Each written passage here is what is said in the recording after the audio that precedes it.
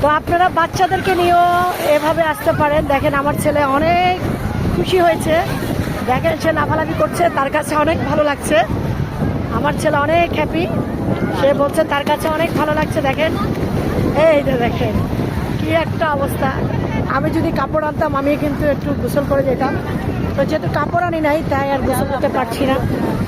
এই যে আমার ছেলে অনেক খুশি, দেখেন অনেক খুশি। এটা হচ্ছে সন্ধ্যার টাইম, এই যে অনেক ছেলেরা যাচ্ছে গোসল করতে, এই যে অনেকে আছে এখানে।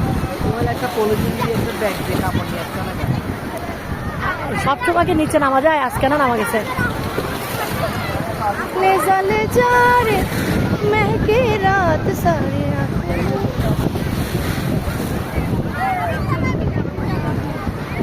সাগরের তীর থেকে মিষ্টি কিছু হাওয়া এনে তোমার কপালে ছোঁয়াবো গো।